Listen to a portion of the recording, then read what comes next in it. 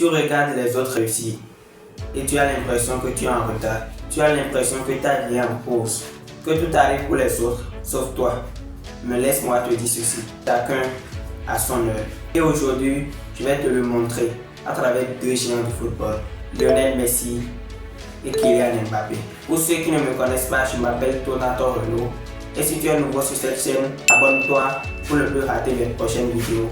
Et si tu es plus sympa, laisse-moi un pouce bleu. Maintenant, rentrons dans le vif du sujet.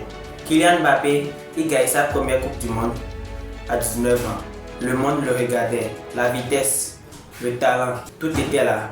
Il brillait, il était au sommet de son art.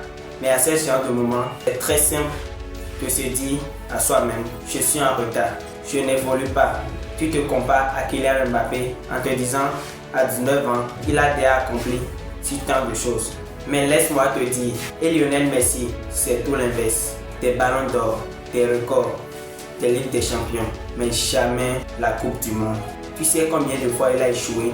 Une défaite en 2014. Des insultes, des critiques, mais il n'a pas abandonné. Il a bossé, il a travaillé et il a enfin gagné.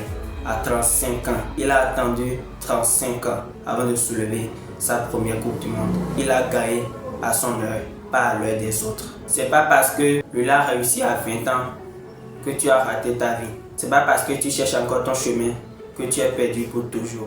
Kylian Mbappé a brillé très tôt pour la Coupe du Monde.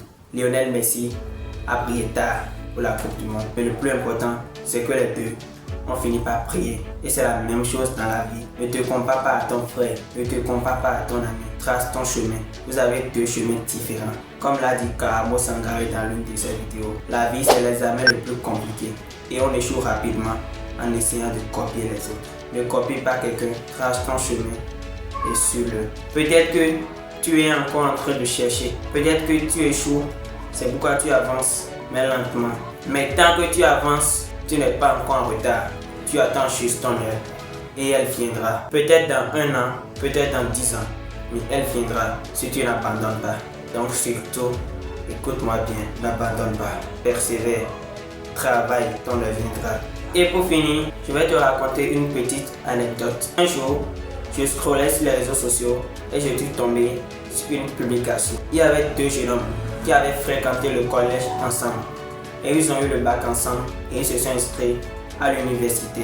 Ils se sont inscrits dans la même université. Mais chose bizarre, l'un des étudiants ne venait plus à l'école. Son ami n'avait plus de ses nouvelles. On se demandait où était-il. Il venait par moment, très rarement. Et après seulement 8 mois, il est revenu avec une moto très neuve, des iPhones, des chaussures très stylées. Il avait vraiment de l'argent. Son second ami se sentait frustré. Il disait tout le temps, je suis en retard, je n'avance pas. Mon ami avec qui j'ai fréquenté le collège et nous sommes encore venus à l'université ensemble a déjà une moto, un iPhone. Et moi, je suis en retard, je ne travaille pas assez. Mais cet ami qui avait un iPhone et une moto s'était lancé dans des choses illicites, ce qui l'a enrichi très rapidement et l'autre se sent frustré. C'est la même chose dans la vraie vie. Parfois, tu ne sais pas d'où provient la fortune, la gloire de ton ami, de ton frère, mais tu te sens frustré.